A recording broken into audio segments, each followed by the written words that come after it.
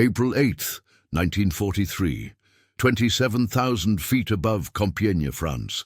The roar of 4 Hercules engines in the Halifax bomber fills every inch of space inside the fuselage.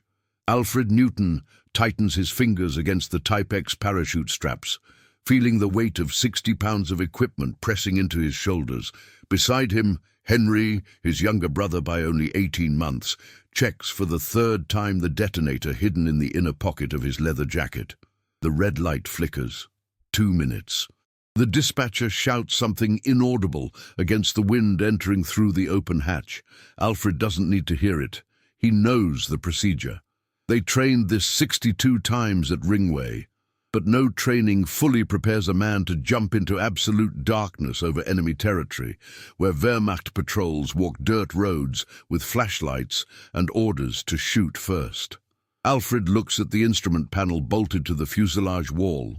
Outside temperature, -42 degrees Fahrenheit. Wind speed, 37 knots. Drop zone 3 miles southwest of the Forêt de l'Aigle, where members of the Prosper network should be waiting with 3 flashlights arranged in an inverted L pattern. Should be. Henry shifts his weight, and Alfred catches his brother's profile in the red glow of the warning light. Same sharp nose their father had. Same determined jawline their mother always said made them look stubborn, even as children in Vienna. But Vienna is ash now. Their parents are ash. Rebecca is ash. Sarah is ash. Everything they loved turned to smoke in camps whose names they learned only 6 months ago. The dispatcher raises his right hand. 1 minute. Alfred's left hand moves automatically to the static line attached to the overhead cable. The nylon cord feels solid, reliable, the only thing between a controlled descent and a fatal plummet. He trained for this moment in the Scottish Highlands, jumping from balloons at dawn, while instructors shouted corrections through megaphones. He memorized landing rolls on frozen ground until his shoulders bruised purple. He learned to pack a parachute in 17 minutes while blindfolded, but this isn't Scotland. This is occupied France, and below them, somewhere in that ocean of darkness, German soldiers patrol with Mauser rifles and orders to capture any Allied agent alive for interrogation. The light turns green. Go, go, go! The dispatcher's hand slams down. Alfred doesn't think. Thinking kills you in moments like this. He steps forward, right foot crossing the threshold into nothing, and suddenly the world is wind and darkness and the violent jerk of the static line deploying his canopy. 1001, 1002, 1003. The parachute opens with a crack like thunder, and Alfred's body snaps upward against the harness so hard his teeth clash together. For 3 seconds, he can't breathe, can't think, can't do anything except hang in the frozen air while his brain catches up to his body. Then the silence hits him. Above, the Halifax's engines fade to a distant drone. Below, France spreads out like a black quilt, stitched with threads of silver, rivers catching moonlight, roads cutting geometric patterns through farmland. Alfred can see individual trees now, their bare branches reaching up like skeletal fingers. He can see the drop zone, a clearing marked by 3 flickering lights arranged exactly as promised. Henry's parachute blooms 60 feet to his left, a white mushroom against the night sky. They're not alone. 4 other silhouettes descend through the darkness, 2 supply containers and 2 more SOE agents whose names Alfred doesn't know yet. Won't know until they're safely on the ground and the recognition passwords are exchanged. The wine is sour this season, but the bread remains fresh. 1,200 feet, 1,000, 800. The ground rushes up faster than expected. Alfred bends his knees, tucks his chin, prepares for impact. The landing technique echoes in his mind like a recorded message. Feet together, knees bent, roll sideways to distribute force. He hits hard. The earth punches the breath from his lungs. He rolls left, feeling soil and grass against his cheek, and then he's on his back, staring up at the parachute, collapsing around him like a dying jellyfish. His hands move automatically, releasing the harness clips, pulling the emergency knife from his boot sheath to cut away the shroud lines. Voices. French. Close. 3 men emerge from the tree line, moving low and fast. They wear dark civilian clothes and flat caps pulled low over their faces. The lead man carries a Sten gun, British-made, probably airdropped last month. He stops 10 feet away, weapon not quite pointing at Alfred, but not quite pointing away either. "The wine is sour this season," the man says. His accent is thick, rural, somewhere between Paris and the eastern border. Alfred stands slowly, hands visible, empty. But the bread remains fresh. The tension breaks. The man with the Sten gun lowers it and extends his free hand. "Claude Dubois, we've been waiting 3 hours. The BBC broadcast said you'd arrive at midnight. Wind pushed us off course," Alfred says, shaking Claude's hand. "Where's my brother?" "Here." Henry's voice comes from the darkness behind them. He's limping slightly, twisted ankle probably, but otherwise intact. His parachute is already bundled under one arm, equipment pack over his shoulder. "We need to move. That drop was visible for miles." Claude nods. "The containers?" "Being collected." One of the other Frenchmen appears, dragging a cylindrical metal container by its parachute cords. Inside will be explosives, detonators, ammunition, chocolate, cigarettes, and 3,000 francs in occupation currency. "How far to the safe house?" Alfred asks. 8 kilometers. "Through the forest, then farmland. We move now. We're there before dawn." Claude turns to his companions, switches to rapid French too fast for Alfred to follow completely, then back to English. "You speak French?" "Enough," Alfred says. "Your brother?" "Better than me." Claude studies them both for a moment, his expression unreadable in the darkness. Then he spits into the dirt and shoulders his Sten gun. "The Gestapo has a garrison in Compiègne. 27 soldiers. They patrol in pairs. If we encounter them—" He doesn't finish the sentence, doesn't need to. They move into the forest. Vienna's shadows. November 9th, 1938. Vienna, Austria. 5 years earlier. The smell of burning books reached the third-floor apartment before the shouting did. Alfred Newton stood at the window of his father's study, watching orange flames consume the pile of volumes in the street below. Philosophy texts, medical journals, poetry collections. The works of Freud and Einstein, thrown from university libraries and set ablaze while crowds cheered. Kristallnacht, they were calling it. The night of broken glass. But there was nothing crystalline about the violence unfolding below. Nothing beautiful about the way S.A. Brownshirts smashed Herr Goldstein's shop window with iron bars, or how Frau Bergmann screamed when they dragged her husband into the street by his beard. "Close the curtains," his father said from the doorway. David Newton, Professor David Newton until this morning, when the university revoked his position via telegram, looked 10 years older than he had at breakfast. "Don't let them see you watching." "Papa, we need to leave." Alfred didn't turn from the window, couldn't turn away from what was happening to their city, their neighbors, their world. Today, now, before what? His father crossed the room, pulled the heavy curtains shut with trembling hands. "Before they come for us too? They're already here, Alfred. They've been here for months, wearing different faces, saying different words, but the hate has always been here." Henry appeared in the doorway, Rebecca behind him. Alfred's younger brother was 23, newly married for 6 months, still had that optimism that made him believe civilization would prevail. Rebecca clutched a telegram in her white-knuckled grip from her parents in Krakow, warning them to leave while the borders were still crossable. "The British Embassy is issuing emergency visas," Henry said. "We can apply tomorrow morning. Tomorrow there will be a line of 10,000 people." David Newton moved to his desk, began pulling papers from drawers. Birth certificates, academic credentials, letters of recommendation from colleagues in London and Cambridge. "We should have left in March when they annexed us. Should have seen this coming." "You couldn't have known," Alfred said, but the words felt hollow even as he spoke them. They all knew. Everyone knew. They just chose to believe that Austrian civilization was too refined, too cultured, too sophisticated for this kind of barbarism. The sound of breaking glass exploded from downstairs, not their apartment, one floor down, the Cohen's place. Shouting in German, a woman's scream cut short. Sarah appeared from the bedroom she shared with Alfred, carrying their 9-month-old daughter, Ruth. The baby was crying, sensing the fear that saturated the apartment like smoke. "We need to hide," Sarah said. Her voice was steady, but Alfred could see the terror in her eyes. "There's a space behind the wardrobe. We can—" The front door splintered inward. 4 SA men flooded into the apartment, their brown uniforms reeking of beer and violence. The leader, a man Alfred recognized as Ernst Hoffmann, who used to sell newspapers on the corner, pointed at David Newton with a nightstick. "Professor Newton, still teaching Jewish lies to German children?"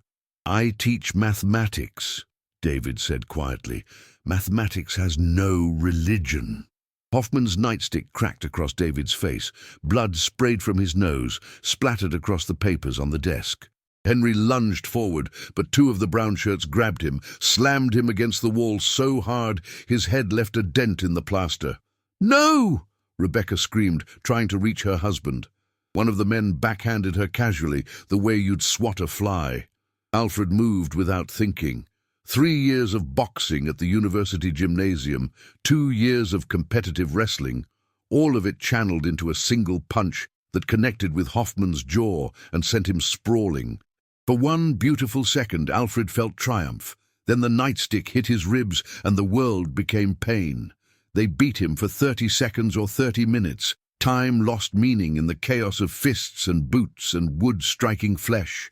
Through the blood and the ringing in his ears, Alfred heard Sarah pleading, heard Ruth screaming, heard his father trying to shield his mother with his own body. When they finally left, taking David and Henry with them, the apartment looked like a tornado had passed through. Furniture overturned, books scattered, blood on the walls, the floor, the ceiling. Alfred crawled to where Sarah sat against the wall, clutching Ruth so tightly the baby could barely breathe. His wife's left eye was swelling shut. Her lip was split, but she was alive. "We leave tonight," Alfred whispered through broken teeth. "Whatever it takes, we leave tonight." But they didn't leave that night, or the next night, or the night after that. The borders closed, the embassies stopped issuing visas. The transports began. April 1942, Baker Street, London. 3 years later, Alfred Newton sat across from Colonel Maurice Buckmaster, in an office so small it barely qualified as a room. The walls were covered with maps of occupied Europe, pins marking drop zones and safe houses and cells of resistance fighters. A single window overlooked the grey London street where civilians hurried past with ration books and gas masks, trying to pretend life was normal. "Your German is fluent," Buckmaster said, reviewing the file on his desk. "Your French is adequate. You have engineering training, experience with industrial machinery. You're physically fit despite—" He paused, gestured vaguely at the scars visible on Alfred's hands. "Your experiences?" "Yes, sir. Your brother Henry passed preliminary screening yesterday.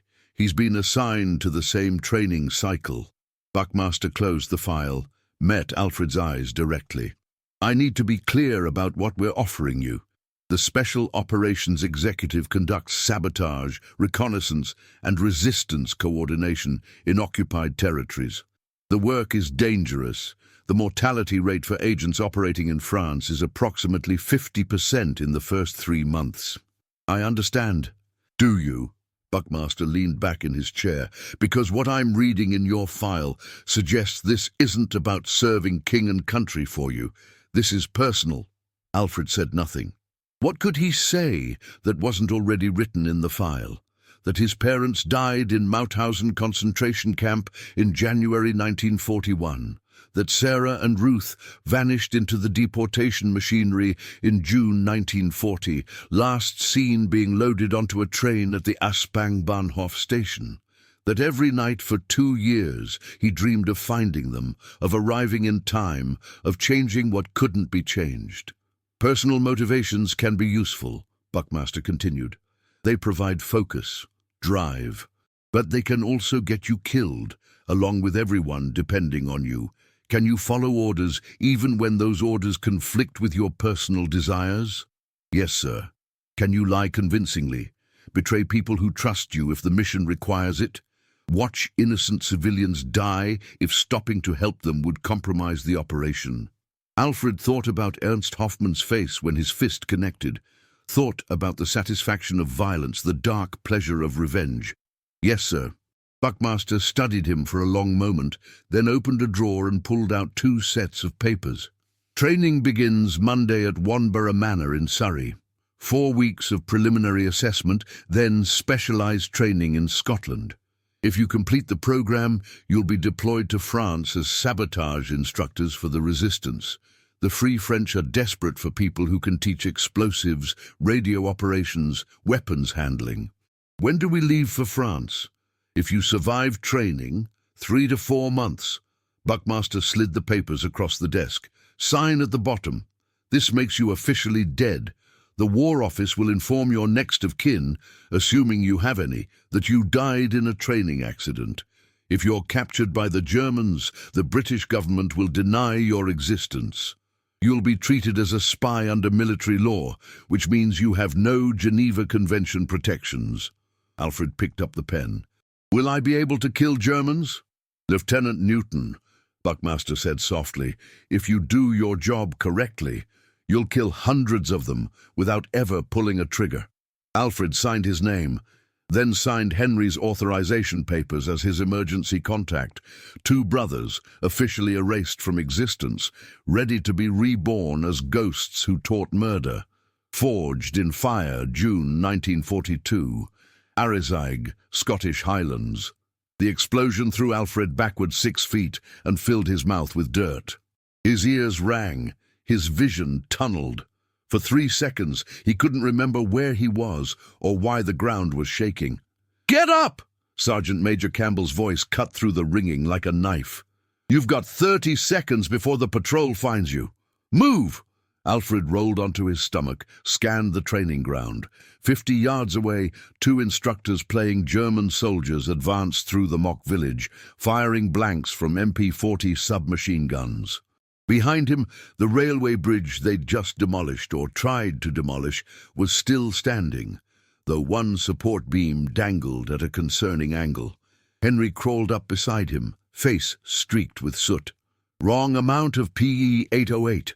I calculated for steel, but that beam was reinforced concrete. Calculate faster next time.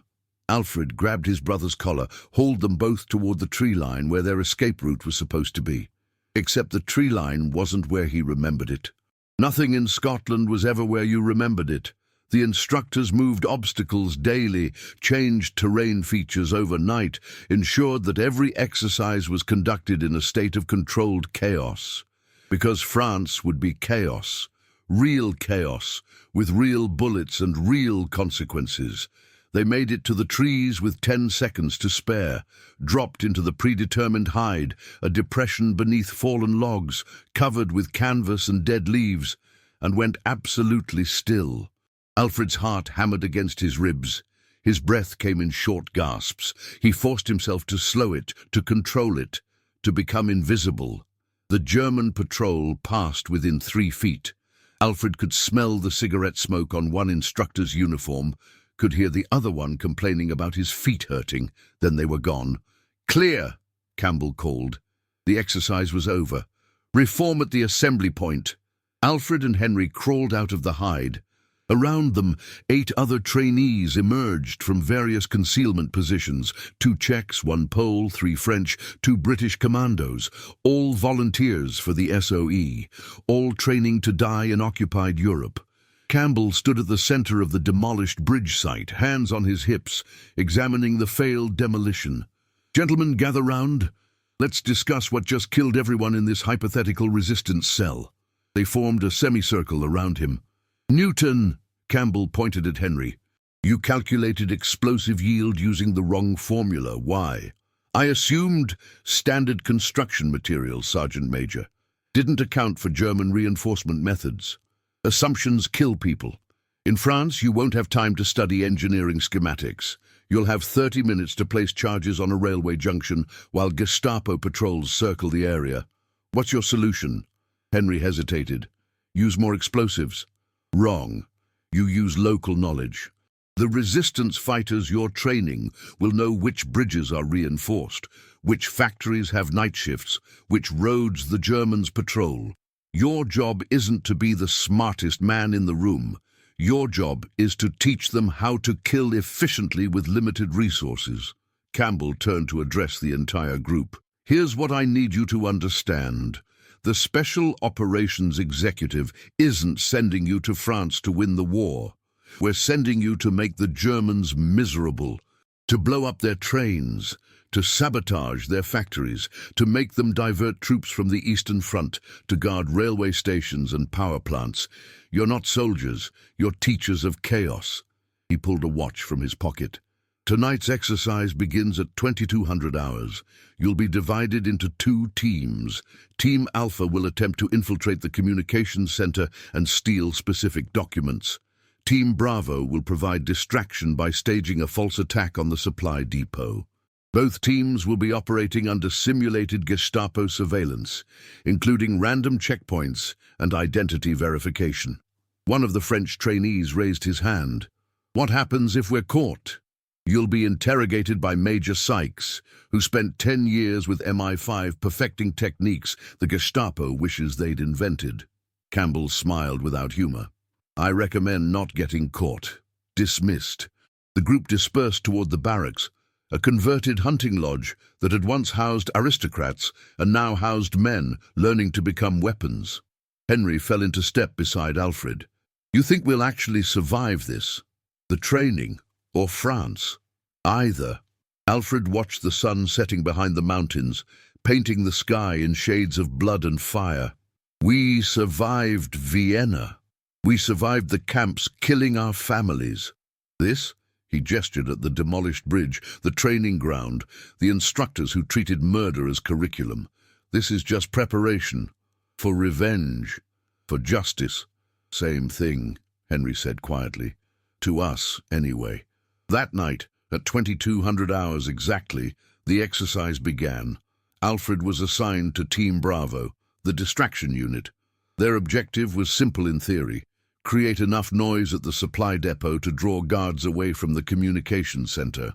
In practice, it meant crawling through 200 yards of open moorland in complete darkness, past instructors with night vision equipment and orders to fail anyone they spotted. Alfred moved 1 inch at a time, belly flat against the cold earth, arms pulling his body forward with movements so slow they barely qualified as motion. 20 feet to his left, one of the Czech trainees, a man named Pavel, did the same. Somewhere ahead, the supply depot lights glowed like a beacon. 50 yards. 40 yards, 30 yards. A flashlight beam swept across the ground 6 inches from Alfred's head. He froze, didn't breathe, became stone. The beam moved on, 20 yards, 15 yards, 10 yards. They reached the depot's perimeter fence at 22:47 hours, 3 minutes ahead of schedule. Alfred waited while Pavel cut through the chain link with wire cutters borrowed from the tool shed. Not supposed to have them, but that was the point. SOE agents improvised, broke rules, stole what they needed. Inside the depot, they planted 3 smoke grenades and 1 phosphorus canister. Training versions, nothing lethal, but realistic enough to simulate an actual attack. Alfred set the timers for 2300 hours, synchronized with the communications center infiltration.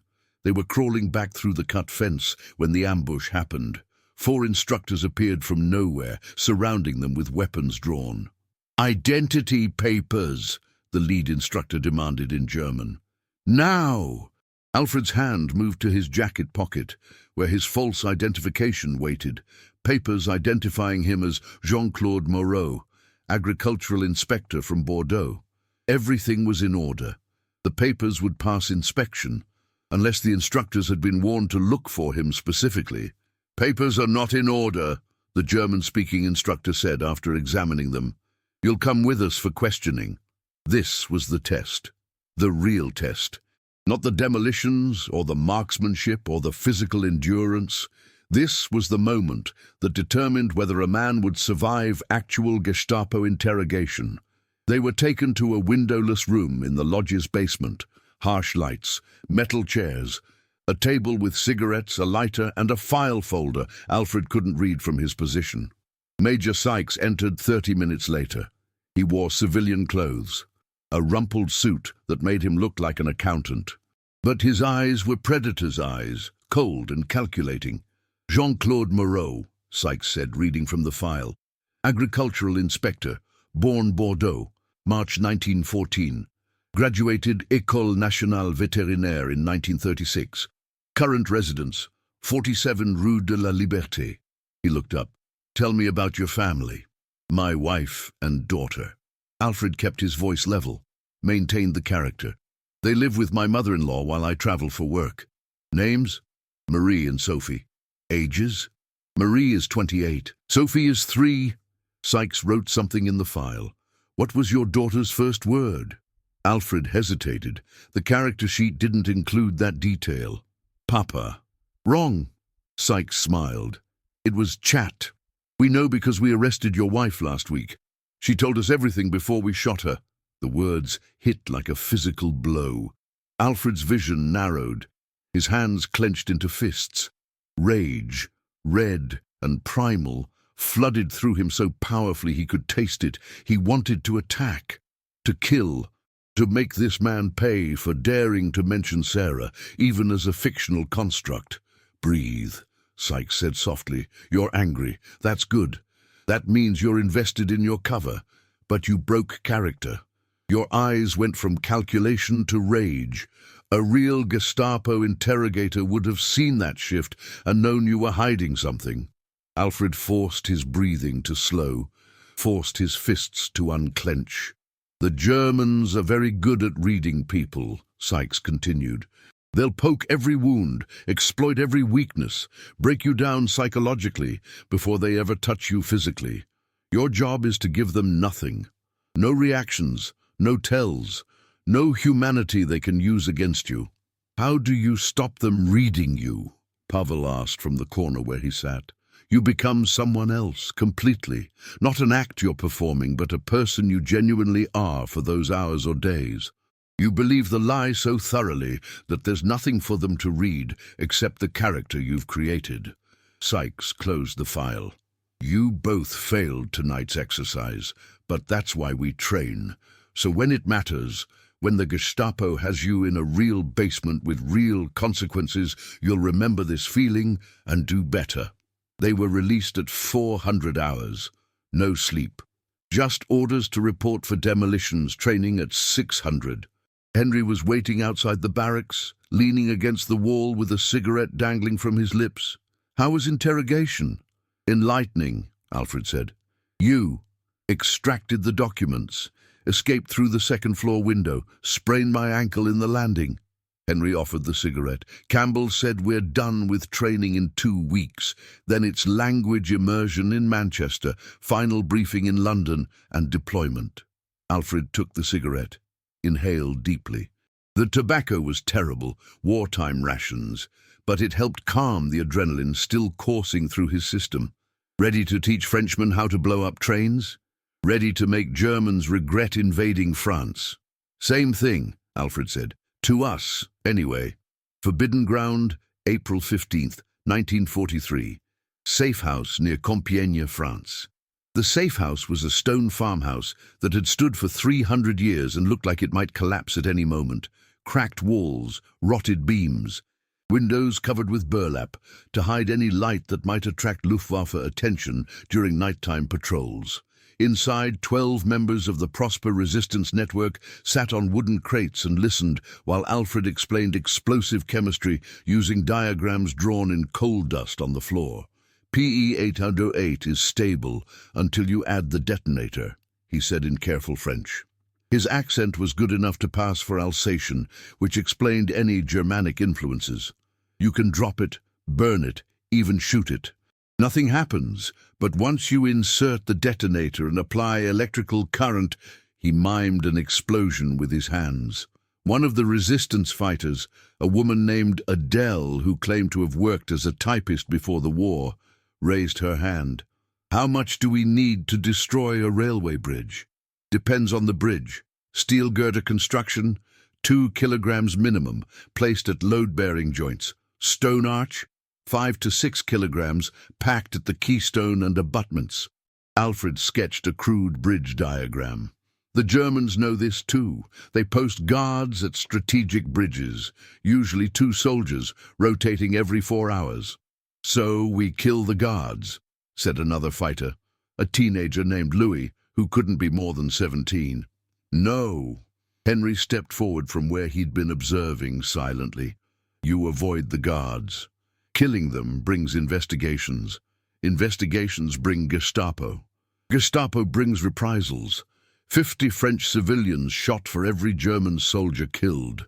You blow the bridge when no guards are present. Make it look like structural failure or Allied bombing. That's cowardice, Louis said. That's survival, Henry countered. We're not here to make you feel brave. We're here to teach you how to damage German logistics without getting your entire village executed. Claude Dubois, the resistance leader who met them at the drop zone, spoke up from his position by the door. The Newtons are right. Last month our cell in Compiègne killed a Wehrmacht supply officer. The Germans rounded up 30 men from the town square and shot them in front of the church. 3 of them were our people. 27 were civilians who had nothing to do with the resistance. The room fell silent. We're fighting a different kind of war, Alfred continued. Not battles. Attrition. Every train you derail delays German reinforcements heading to the Eastern Front. Every factory you sabotage reduces ammunition production. Every communications line you cut blinds them for hours or days. These small actions compound. They hurt the Wehrmacht more than 100 dead sentries. Show us how, Adele said quietly. For the next 4 hours, Alfred and Henry demonstrated explosive placement, detonator wiring, timer mechanisms, and escape protocols. They worked with dummy charges, wood blocks carved to the shape and weight of real PE-808, because Colonel Buckmaster's policy was to never allow live explosives in training unless absolutely necessary. The resistance fighters were quick learners. Most had agricultural backgrounds, farmers, blacksmiths, carpenters, and understood practical engineering intuitively. By midday, Adele could wire a delayed detonator in under 2 minutes. Louis could calculate explosive yields for different bridge types. An older man named Marcel, who claimed he'd fought in the Great War, demonstrated an impressive talent for concealing charges inside innocuous objects. Tonight, Claude announced during a break, we have an opportunity. Real target. A German supply convoy passes through Compiègne every Thursday at 2300 hours. 3 trucks, usually carrying food and medical supplies to the garrison at Soissons. The route crosses a bridge over the Aisne River. If we destroy the bridge during the convoy crossing, you'll kill German soldiers, Henry finished, which brings reprisals. We'll blame it on Allied bombing. The RAF hit Compiègne last month. The Germans will assume it was unexploded ordnance detonating late. Alfred exchanged a glance with his brother. This wasn't part of their mission. SOE orders were explicit. Train resistance fighters, avoid direct action, maintain cover as long as possible. Participating in an active sabotage operation increased risk exponentially, but this was why they came. Not to hide in safe houses teaching theory, to kill Germans. What's the bridge construction? Alfred asked. Stone arch. Single span, approximately 20 meters across, built in 1887, reinforced by the Germans last year with steel girders. We'll need 6 kilograms minimum. Do you have that much PE-808? Claude nodded. We received an airdrop from London 3 weeks ago. 8 kilograms of explosive, 12 detonators, 15 meters of electrical wire. Guard patterns. 2 soldiers, rotating every 4 hours. Current shift ends at 2200 hours, 1 hour before the convoy arrives. Alfred thought through the logistics. Place the charges during the shift change, when guards were distracted. Wire them to remote detonators. Position observers to confirm the convoy's arrival. Trigger the explosion when the lead truck reached mid-span, ensuring maximum damage and minimal chance of survival. It was brutal, efficient, exactly what they'd been trained to do. "We'll do it," Alfred said, "but I place the charges myself. Your people provide lookout and extraction." "Why can't we place the charges?" Lewis asked. "We've been training all day." "Because if something goes wrong, if the detonators fail or the Germans discover the explosives early, they'll torture whoever they capture to find the source." Alfred met Lewis's eyes. "You know this town. You have families here. I'm a ghost. If the Gestapo catches me, I die, and that's the end. If they catch you, everyone you've ever met becomes a suspect." The teenager looked away. At 21:30 hours, they moved out. Alfred and Claude carried the explosives in a farmer's cart filled with hay, a classic concealment technique that worked precisely because it was so obvious. Henry and 3 other resistance fighters took positions along the convoy route as spotters. Adele, Marcel and Louis secured the extraction point, a barge hidden in reeds along the Aisne. The bridge stood empty in the moonlight. The previous guard shift had departed 20 minutes early, sloppy discipline that would have gotten them court-martialed in any real military. The replacement guards hadn't arrived yet. Alfred worked fast, placed 2 charges at the keystone, 2 at the northern abutment, 2 at the southern, wired them in series to ensure redundancy. If one detonator failed, the others would still trigger. Ran the wire across the river to the detonator position, a concealed spot behind an overturned boat. 22:50 hours. The new guards arrived, taking positions at each end of the bridge.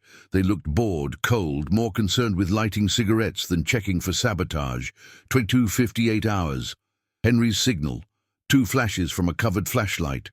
Convoy approaching. Alfred crouched behind the boat, his hand resting on the detonator plunger. Beside him, Claude breathed quietly, steadily, waiting. The first truck appeared around the bend, headlights cutting through the darkness. A Wehrmacht logistics vehicle, canvas-covered cargo bed, probably carrying food supplies. Behind it, 2 more trucks in close formation. The lead truck reached the bridge, started across. Alfred's finger tightened on the plunger. This was the moment. This was revenge for Vienna, for his parents, for Sarah and Ruth. This was justice delivered in explosives and engineering. The truck reached mid-span. Alfred pressed the plunger. For a microsecond, nothing happened. Then the world erupted. The explosion was massive, far larger than calculated. The bridge didn't just collapse, it disintegrated. Stone and steel launched into the air like shrapnel. The lead truck vanished in the fireball. The second truck swerved, skidded, plunged into the river. The third truck stopped so suddenly its cargo bed crumpled into the cab. Then silence, broken only by screaming from inside the vehicles and the rushing sound of the Aisne. "Move!" Claude hissed. "Now!" They ran, abandoned the detonator, the wire, everything, sprinted through the darkness toward the extraction point where the barge waited. Behind them, German voices shouted orders. Flashlights swept the riverbank. Somewhere, a whistle blew, the garrison responding to the explosion. They reached the barge in under 5 minutes. Henry and the spotters were already there, untying the mooring lines. Alfred and Claude jumped aboard just as Marcel pushed off from the bank. The barge drifted silently downstream, away from the bridge, away from the destruction, away from consequences that wouldn't fully manifest until morning when the Gestapo began their investigation. Alfred's hands were shaking, not from fear, from exhilaration, from the savage satisfaction of watching Germans die, from the knowledge that somewhere in the flames, men who represented everything he hated were burning. "Good work," Claude said quietly. "That convoy carried ammunition, not food. Intelligence said they were resupplying the garrison with anti-tank shells. How do you know? Because the explosion was 3 times larger than your calculations. PE 808 doesn't burn that hot. Artillery shells do." Alfred looked back at the orange glow on the horizon. They'd destroyed more than a bridge. They'd eliminated an entire ammunition shipment. set back German defensive capabilities by days or weeks, and killed at least a dozen soldiers in the process. "You feel guilty?" Henry asked from his position at the bow. "No," Alfred said, and realized with a clarity that was almost peaceful that he meant it.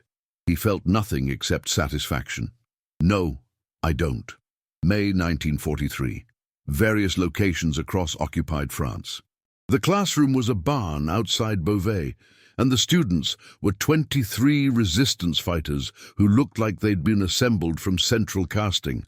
Farmers with calloused hands, shopkeepers with nervous eyes, a priest who claimed he'd hidden 6 Jewish children in his church basement, 2 teenage sisters whose father the Gestapo had executed for distributing underground newspapers. Alfred stood at the front of the barn, holding a British Sten gun like it was a religious artifact. "This weapon is ugly," he said in French. "It looks like something assembled in a garage by drunk mechanics." That's because it was.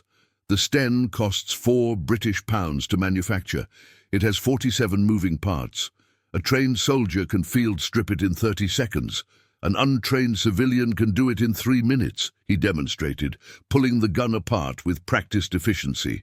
Magazine release, barrel assembly, bolt, return spring, trigger mechanism.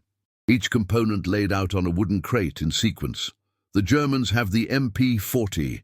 Beautiful engineering, precision manufacturing, costs 100 Reichsmarks. The Sten jams constantly, misfires randomly, and will shoot you in the foot if you drop it wrong. Alfred reassembled the gun. "But we have 10,000 of them, and you will learn to love this ugly, dangerous weapon, because it kills Germans just fine." One of the teenage sisters, Marie, 16 years old, with eyes that had seen too much, raised her hand. "How many Germans have you killed with that gun?" Alfred paused. "Honest answer or useful answer?" "Personally? 3. But the people I've trained have killed hundreds. That's the mathematics of resistance. One teacher creates 50 fighters. 50 fighters each kill 10 Germans over 6 months. That's 500 dead Wehrmacht soldiers from a single training cycle." "Show us," the priest said quietly. "Show us how to kill Germans." For the next week, Alfred and Henry transformed that barn into a guerrilla warfare academy. They taught marksmanship using homemade targets painted with Wehrmacht uniforms. They demonstrated ambush tactics using role-playing scenarios. They drilled weapon maintenance until every student could disassemble and clean a Sten gun blindfolded. But the real lessons were darker. "Forget everything you know about fair fighting," Henry said during a night session on close-quarters combat.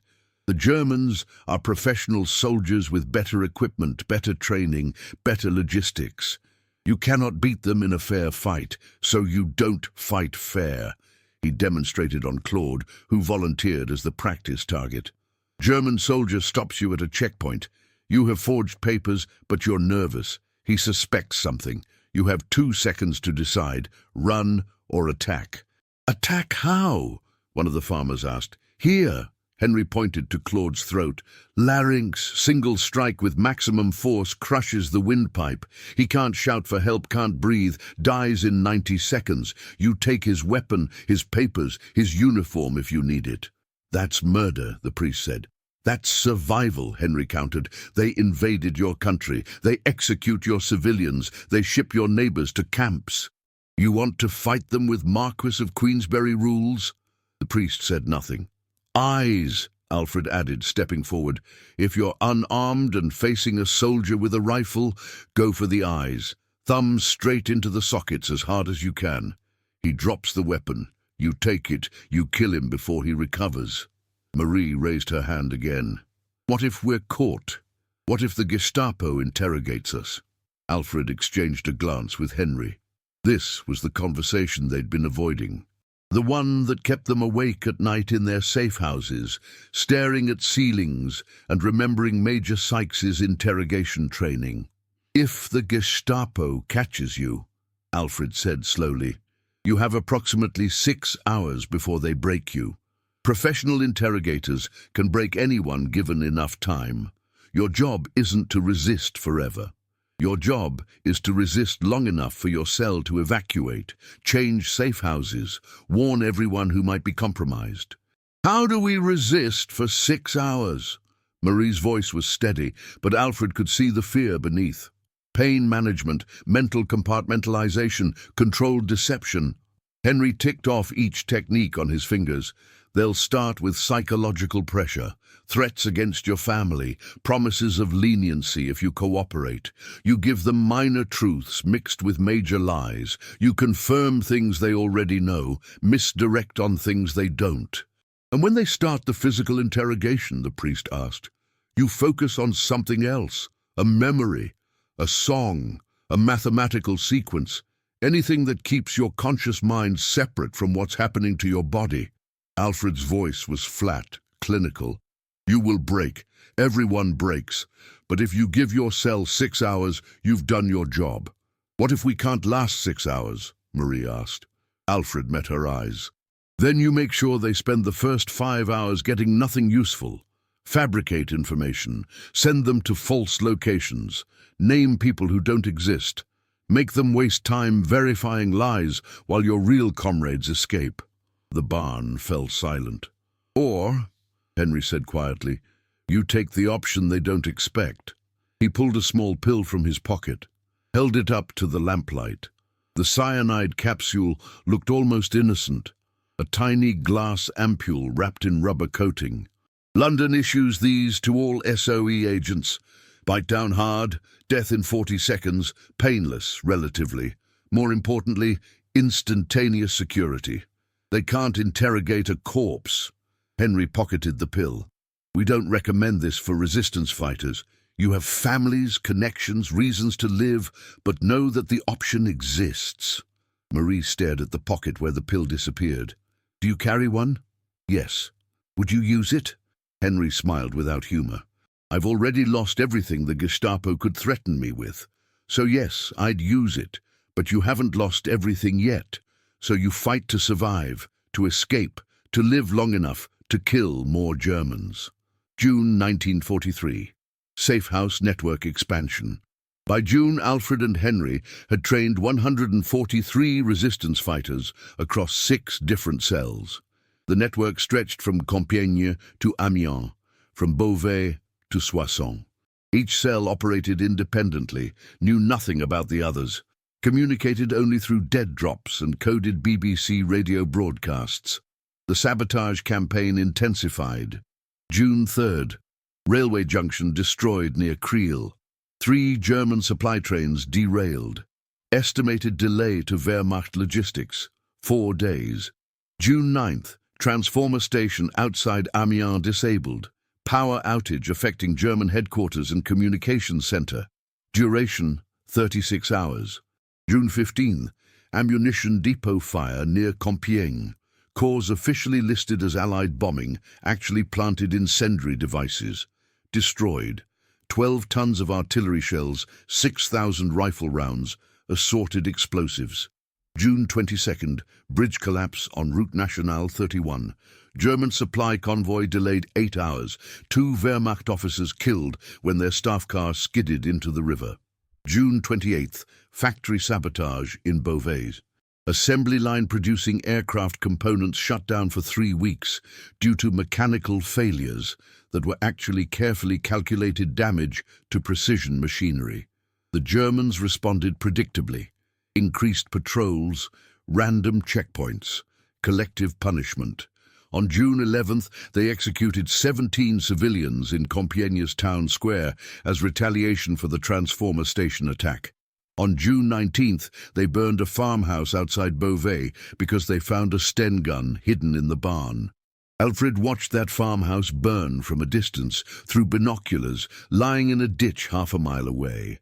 The family, father, mother, 3 children, were forced to watch their home become ash. Then they were loaded into a truck and driven away, presumably to the internment camp at Drancy, from which trains departed regularly for destinations further east. We did that, he said to Henry, who lay beside him in the ditch. The Germans did that, Henry corrected. We destroyed a transformer. They chose collective punishment. It's the same result. No, it's not. Because if we stop, if we surrender, if we let them occupy France without resistance, the outcome is still the same: deportations, executions, oppression. At least this way, we hurt them in return. Alfred lowered the binoculars. You ever wonder if we're just using the resistance as a weapon, using French civilians as shields while we pursue personal revenge? Every day, Henry admitted. But then I remember Vienna. Remember Papa's face when they took him. Remember Sarah and Ruth being loaded onto that train. And I think better to die fighting than to die helpless. July 1943.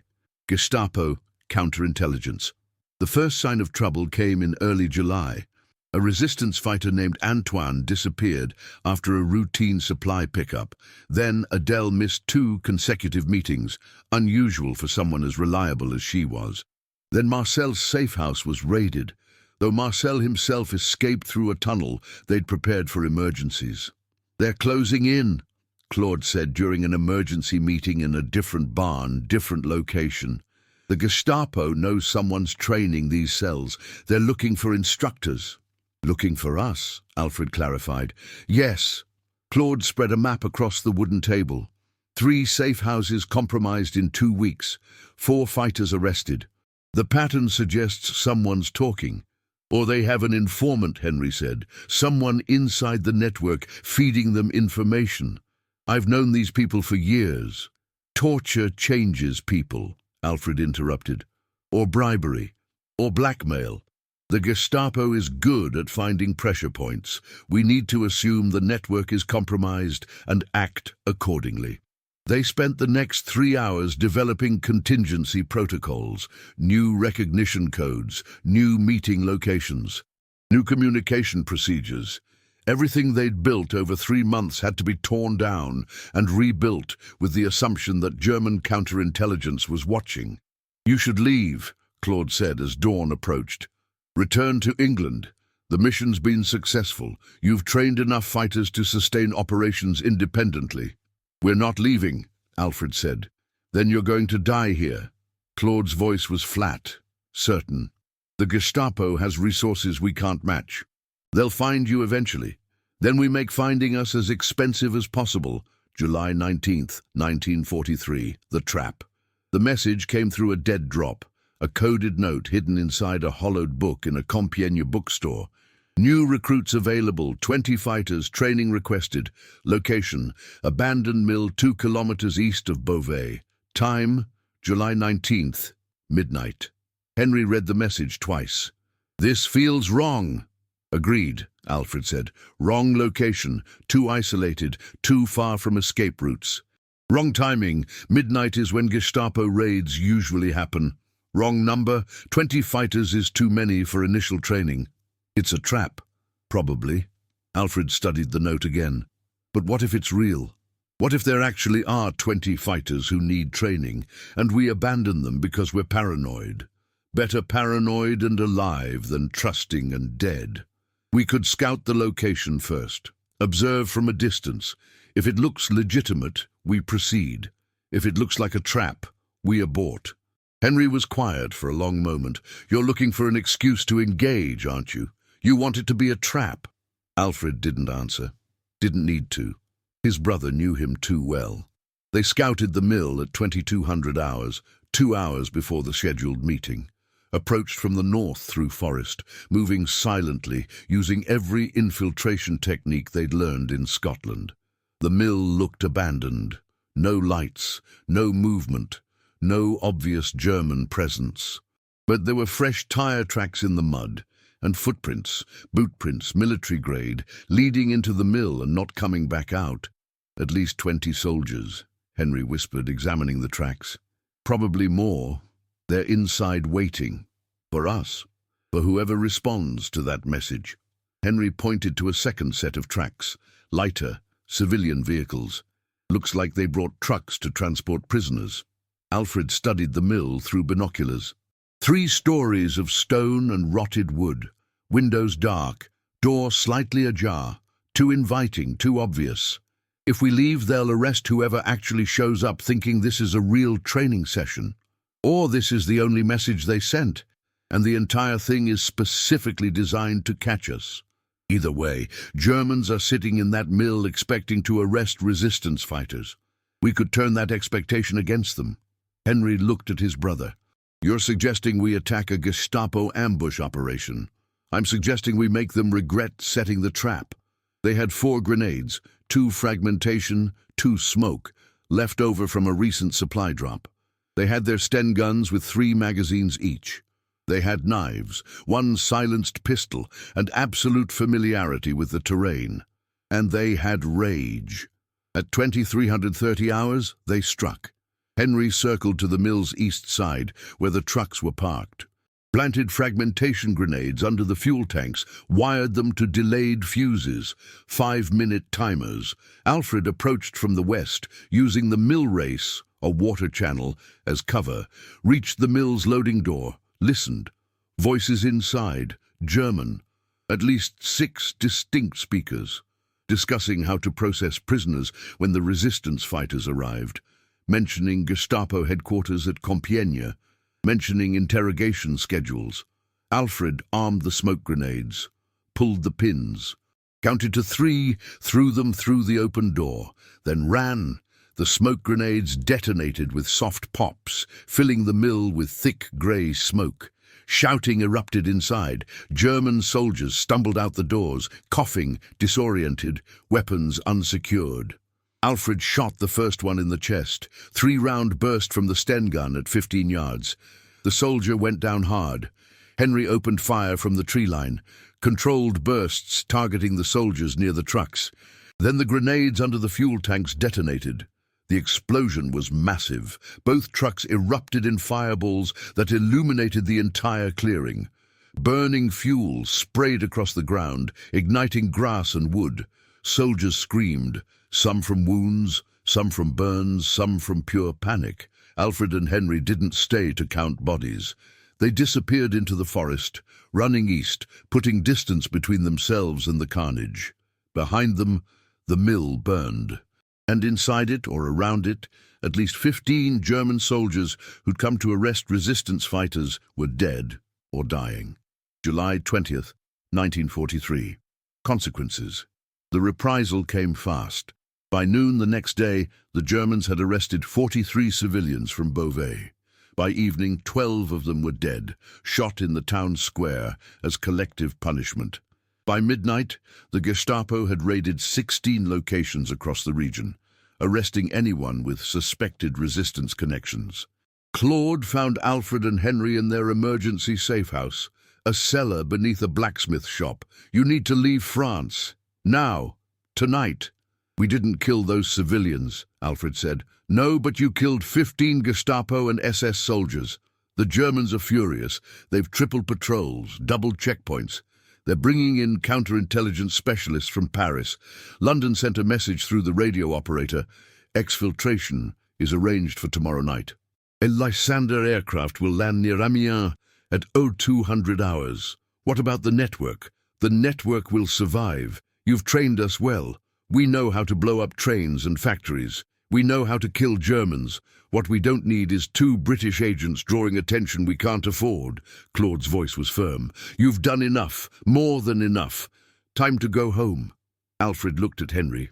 His brother's face was unreadable in the dim lamplight. 12 civilians died today because of what we did last night, Alfred said quietly. 12 civilians died because the Germans are monsters, Claude corrected.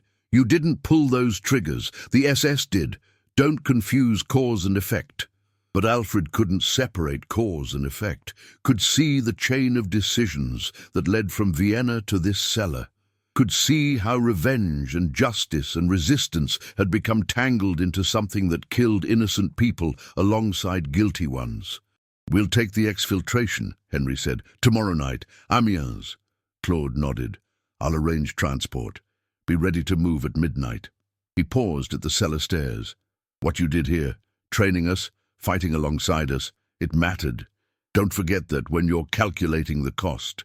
After Claude left, the brothers sat in silence. 12 civilians, Alfred finally said. And hundreds of Germans, Henry replied. and dozens of successful sabotage operations, and a functioning resistance network that will keep fighting after we're gone. You want to feel guilty? Fine, feel guilty, but don't pretend it wasn't worth it. Was it worth it to them, the 12 dead civilians? Ask the Jews in the camps. Ask the prisoners at Drancy waiting for deportation. Ask everyone the Germans would have killed if we'd done nothing. Henry stood, checked his Sten gun one more time. We came here for revenge. We got it. Now we get to live with what that revenge cost.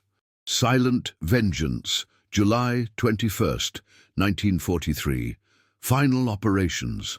They had 24 hours before exfiltration, 24 hours to complete one last operation, 24 hours to make their presence in France mean something beyond a casualty count. The target was a Gestapo headquarters in Compiègne, the same building where captured resistance fighters were interrogated before being sent to camps. Intelligence from Claude's network indicated the building held files on every suspected resistance member in the region. Photographs, names, addresses, family connections. We burn it, Alfred said, studying blueprints Claude had obtained from a sympathetic city clerk. Destroy the records, set back their counterintelligence operations by months. It's a fortress, Henry observed. 3 floors, stone construction, guards at every entrance, patrols every 15 minutes. Even if we get inside, getting out will be nearly impossible. Who said anything about getting out? Henry looked at his brother. You're planning a suicide mission. I'm planning a mission that accomplishes the objective regardless of whether we survive it. Alfred pointed to the building's basement. Coal delivery entrance. Poorly guarded because it's underground. We enter here with enough explosives to collapse the entire structure, set delayed charges, walk away before they detonate. And if we're caught inside? Alfred pulled the cyanide capsule from his pocket, looked at it for a long moment. Then we use these. 21:30 hours. Compiègne streets. They dressed as coal delivery workers. Shabby clothes, faces streaked with soot, pushing a wooden cart loaded with what appeared to be coal sacks, but was actually 20 kilograms of PE-808 wrapped in canvas. The basement entrance was guarded by a single soldier who looked 17 years old and bored beyond measure. He barely glanced at their forged delivery papers before waving them through. Inside, the basement was a maze of storage rooms and coal bins. Alfred and Henry worked quickly, placing charges at load-bearing columns, wiring them in sequence to ensure the collapse would start at the foundation and propagate upward. They were finishing the final placement when footsteps echoed on the stairs. Someone's coming, Henry whispered. Alfred armed the detonators, set the timer for 10 minutes. Out. Now. They moved toward the exit, but the footsteps were too close. A door opened. Light flooded the corridor. You there! What are you doing? A Gestapo officer, older, experienced, suspicious eyes that immediately recognized something wrong about 2 co-workers moving too fast with too much purpose. Alfred shot him, single shot from the silenced pistol. The officer dropped without making a sound, but the gunshot, quiet as it was, echoed in the stone basement. More footsteps, shouting. An alarm bell ringing. Plan B, Henry said, checking his Sten gun. They didn't have a Plan B. The first German soldiers appeared at the end of the corridor. Henry opened fire, dropping 2 before the others took cover. Return fire ricocheted off stone walls. Alfred threw his last smoke grenade, creating cover. The coal chute, he shouted over the gunfire. Other side of the room. They ran through the smoke, bullets tracking them, plaster and stone fragments exploding from walls. The coal chute was a vertical shaft that led to the street-level loading door. Narrow, steep, designed for sliding coal bags down, not climbing men up. Henry went first, wedging himself against the walls and shimmying upward. Alfred provided covering fire until his magazine ran empty. Reloaded, fired again. The timer ticked down. 7 minutes. Alfred followed Henry up the chute. His shoulders scraped against stone. His hands found purchase on barely visible ledges. 20 feet up, 30 feet, 40 feet. The loading door was locked from outside. Kick it, Alfred gasped. Henry braced himself against the chute walls and slammed both feet into the door. Once, twice. On the third kick, the lock splintered. They tumbled out onto the street just as German soldiers burst into the basement below. 6 minutes. They ran. Abandoned the cart, the coal worker disguises, everything except weapons, and the desperate need to put distance between themselves and the building. Behind them, whistles blew. Soldiers shouted. Searchlights swept the streets. 4 minutes. They reached the rendezvous point, an alley 3 blocks away where Claude waited with a stolen car. "Get in!" The car's engine roared. Tires squealed. They accelerated away from Compiègne just as the timer hit 0. The explosion was visible from 2 miles away. The Gestapo headquarters didn't just collapse. It imploded. 3 floors of stone and steel pancaking downward in a cloud of dust that rose like a mushroom cloud over the city. Everyone inside died. Guards, interrogators, administrative staff, prisoners in holding cells awaiting transport. Everyone. Alfred watched the dust cloud through the car's rear window and felt nothing. No guilt, no satisfaction, just emptiness. July 22nd, 1943. 0:45 hours. Exfiltration point near Amiens. The Lysander aircraft appeared exactly on schedule. A single-engine plane designed for covert insertions and extractions, painted matte black, flying 20 feet above the ground to avoid radar. It landed in a cow pasture, guided by flashlights arranged in an L pattern. The pilot didn't even shut down the engine. Claude shook Alfred's hand, then Henry's. "What you did tonight, destroying that building, the Gestapo lost years of intelligence. Facial recognition photos, interrogation transcripts, surveillance reports. You saved lives."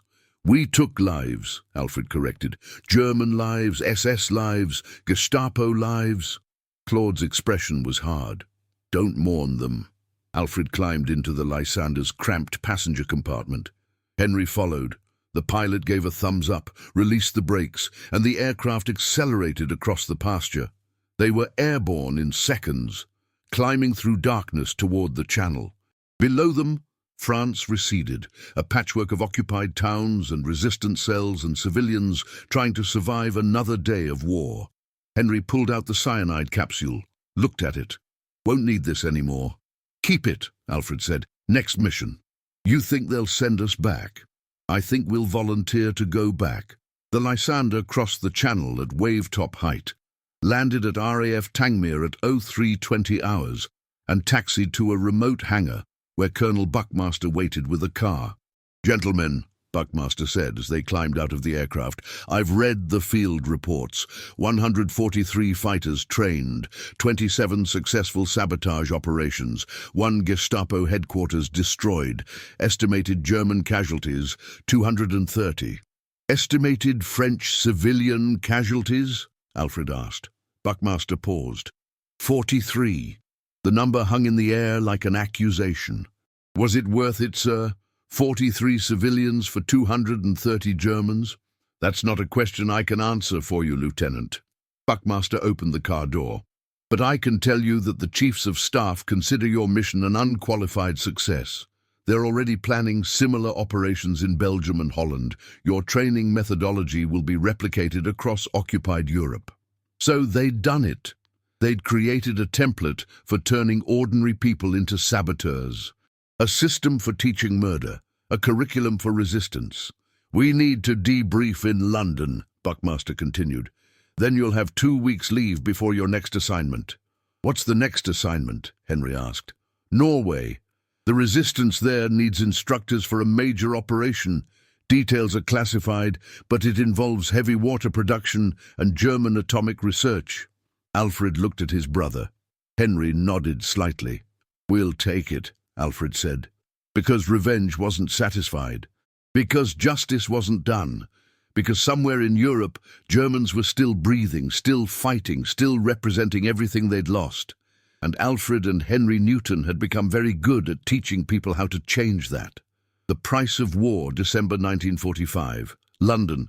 2 years later. The war was over. Alfred Newton sat in a pub in Piccadilly, nursing a whiskey that had no taste, surrounded by civilians celebrating victory. Around him, people laughed and danced and sang. The war was over and Britain had won, and everyone could return to normal lives with normal concerns, except there was no normal anymore. Not for men like Alfred. Henry appeared through the crowd, carrying 2 more whiskies. He sat down without speaking, slid 1 glass across the table. "Buckmaster wants to see us tomorrow," Henry said. "Something about medals. The Distinguished Service Order, apparently." "For what?" "For France. For Norway. For teaching 542 resistance fighters how to kill Germans." Henry drank. "For the estimated 1,800 enemy casualties our training produced." Alfred did the mental calculation automatically. 1,800 Germans dead. Against how many Allied agents? How many resistance fighters? How many innocent civilians caught in reprisals? The numbers were in a file somewhere. A classified report that calculated the cost-benefit analysis of SOE operations. X number of dead agents produced Y number of successful sabotage missions, produced Z decrease in German logistics capacity, war reduced to mathematics. "They found the camps," Alfred said quietly, "last spring when the Russians advanced. Bergen-Belsen, Auschwitz, Treblinka, all of them." "I know. They found records, deportation lists. Sarah and Ruth were sent to Auschwitz in July 1942, gas chamber on arrival." Henry said nothing. There was nothing to say. They'd known their families were dead, had known it with the certainty that comes from understanding how genocides work. But knowing and confirming were different experiences. "We killed for them," Alfred continued. "Spent 3 years teaching people how to blow up trains and bridges and buildings, how to murder German soldiers in ways that avoided Geneva Convention protections, how to make an entire occupation force afraid to patrol roads at night." "Yes. Did it matter? Did any of it change anything?" Henry was quiet for a long moment. "The historians will tell us in 50 years. They'll calculate whether the sabotage campaigns shortened the war by days or months, whether the intelligence we provided saved Allied lives, whether training resistance fighters was strategically valuable or just emotionally satisfying revenge. What do you think? I think Sarah and Ruth are still dead. I think our parents are still ash. I think Vienna is still gone." Henry finished his whiskey. "But I also think we made the Germans pay for every mile of occupied territory, made them divert troops to guard railways, made them afraid to sleep in their garrisons, made them understand that conquest has a cost." Alfred thought about the resistance fighters he'd trained. Adele, who learned to wire detonators faster than anyone he'd ever seen. Marcel, who survived 4 Gestapo arrests and kept fighting. Marie, the 16-year-old girl with old eyes who asked how to resist torture. Louis, the teenager who thought killing guards was braver than blowing bridges. How many of them had survived? How many died in operations they'd planned together? How many were executed in reprisals for missions he'd taught them to conduct? The mathematics of war didn't account for individual faces. "They're offering us permanent positions," Henry said.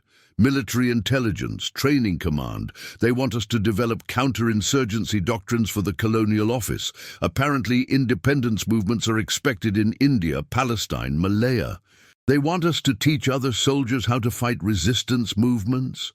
After spending 3 years teaching resistance fighters how to resist occupation. Yes, the irony is not lost on me. Alfred signaled for another whiskey. "What did you tell them?" "That I'd think about it." Henry leaned back in his chair. "What will you tell them?" Alfred looked around the pub. Normal people, normal lives, jobs and families and concerns about rent and weather and what to cook for dinner. The world they'd fought for, a world where people could be ordinary without fear. But Alfred Newton wasn't ordinary anymore. He was a man who'd reduced murder to curriculum, who'd taught hundreds of people the specific techniques required to kill other humans efficiently. who'd calculated explosive yields and casualty rates and logistical disruption with the same detached precision engineers used to design bridges. He couldn't go back to ordinary. "I'll tell them I'm done," Alfred said finally. "Done with teaching, done with operations, done with turning ordinary people into weapons. So what will you do? Something quiet, something that doesn't require calculating acceptable civilian casualties." He paused. "Maybe mathematics, pure mathematics, numbers that don't represent body counts." Henry nodded slowly. "I'm going to accept their offer. Training command. Because if we're going to have soldiers fighting insurgencies, I want them trained by someone who understands what resistance actually looks like, someone who won't make the mistakes the Germans made. You want to teach armies how to suppress people fighting for freedom? I want to teach armies how to minimize civilian casualties while fighting insurgencies, because if I don't, someone else will. Someone who doesn't understand the cost." Henry's voice was firm. "We spent 3 years creating chaos in occupied Europe. Maybe I spend the next 30 years preventing that chaos elsewhere." The pub crowd erupted in another chorus of celebration. Someone started singing, "We'll Meet Again." The song felt like mockery to Alfred, a promise that people would reunite after separation, that normal life would resume after war. But the people Alfred wanted to meet again were ash. The life he wanted to resume was destroyed in Vienna 7 years ago. There was no again, only forward into whatever came next. April 1946, Cambridge University. Alfred Newton stood at the front of a lecture hall, chalk in hand, writing differential equations on a blackboard. 40 students sat in tiered seats taking notes, occasionally asking questions about integration techniques and boundary conditions. Pure mathematics. Numbers that represented abstract concepts instead of dead bodies. Problems that had elegant solutions instead of acceptable casualty rates. After class, a student approached. Young man, 19 or 20, too young to have seen combat, but old enough to have lived through the war. "Professor Newton, I wanted to ask about your background. I heard you served in military intelligence during the war." Alfred paused, choosing his words carefully. "I served, yes. What did you do? If you're allowed to talk about it, I mean." "What did he do?" "Taught murder. Calculated destruction. Turned ordinary French civilians into saboteurs who killed Germans and sometimes died in reprisals for their actions. Destroyed a Gestapo headquarters and everyone inside it without remorse. Became the kind of man who could watch people burn and feel satisfaction. I taught people skills they needed to survive," Alfred said finally, "in circumstances I hope you'll never face." The student nodded, sensing the conversation was closed. "Thank you, Professor." After the student left, Alfred stood alone in the empty lecture hall. On the blackboard, equations described the behavior of wave functions in quantum mechanics. Schrödinger's equation, elegant and deterministic. He thought about a different equation, one that never made it into textbooks. X, trained fighters, XY, operational effectiveness, XZ, strategic value. Justification, the equation the SOE had used to justify sending him and Henry to France. The equation that calculated whether 43 dead French civilians was an acceptable cost for disrupting German logistics.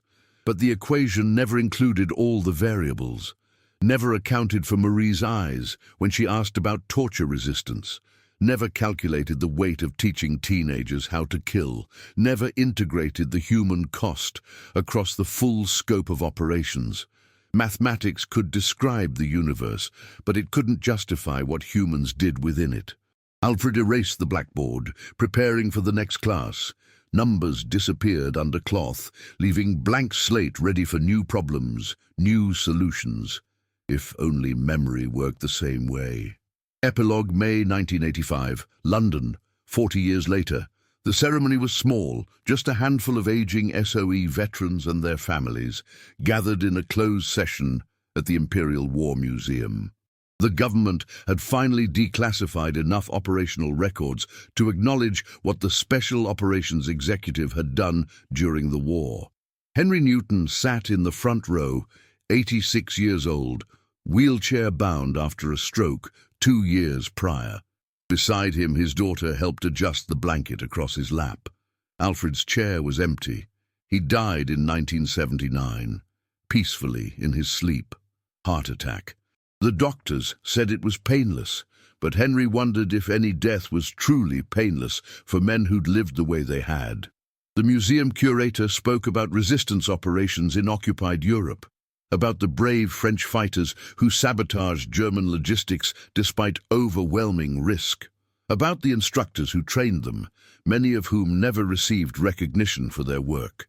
On the screen behind the curator, photographs appeared, grainy wartime images.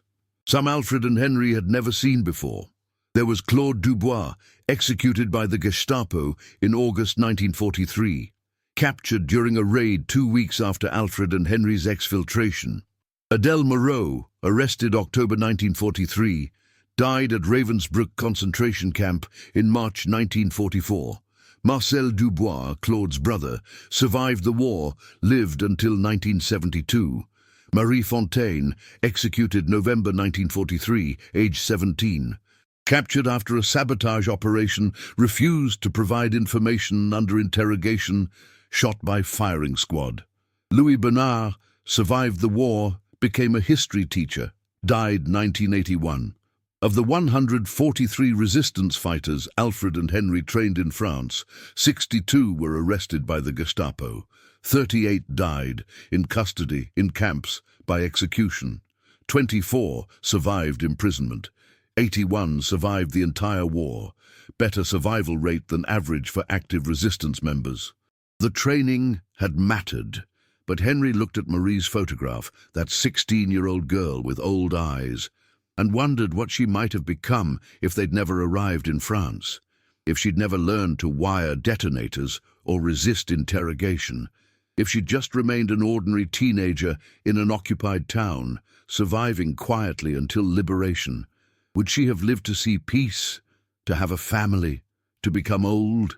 The mathematics said training the resistance was strategically valuable, shortened the war by days or weeks, saved Allied lives through logistical disruption, but the mathematics didn't know Marie. After the ceremony, a young historian approached Henry's wheelchair. "Mr. Newton, I'm writing a book about SOE operations in France.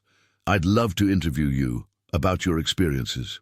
Henry looked at the historian, mid-30s, academic, probably never been closer to violence than watching war films. "What do you want to know?"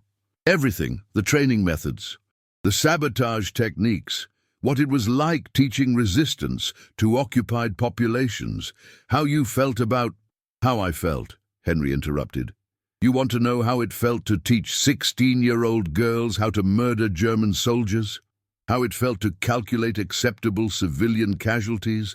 How it felt to survive when 62 of the people I trained didn't?" The historian hesitated. Yes, those perspectives would be valuable for historical record. Henry was quiet for a long moment. Then, "It felt like necessity, like revenge, like justice, like murder, like all of those things simultaneously until you couldn't separate them anymore." He paused. "My brother and I lost our families in the Holocaust. We went to France seeking vengeance. We found it. We taught others how to find it, and 40 years later, I still don't know if what we did was right or simply necessary. Do you regret it?" "Every day." Henry looked at Marie's photograph on the screen. "And not at all." "Both things are true." The historian made notes. "For the book, would you say your mission was successful?" Henry thought about Alfred, dead 6 years now, finally at peace. Thought about the hundreds of resistance fighters they'd trained across France, Norway, Belgium. Thought about the estimated casualties their training produced. German soldiers who never made it home, just like Sarah and Ruth never made it home. "Success," Henry said slowly, is a strange word for teaching people how to die for their freedom. But yes, by the metrics that mattered during the war, strategic disruption, logistical impact, enemy casualties, we were successful. And by other metrics, we turned ordinary people into killers, got 62 of them arrested, caused reprisals that killed civilians, made choices that haunted us for the rest of our lives. Henry met the historian's eyes. Write that in your book. Don't make us heroes. We were just two brothers who lost everything and decided to make the Germans pay.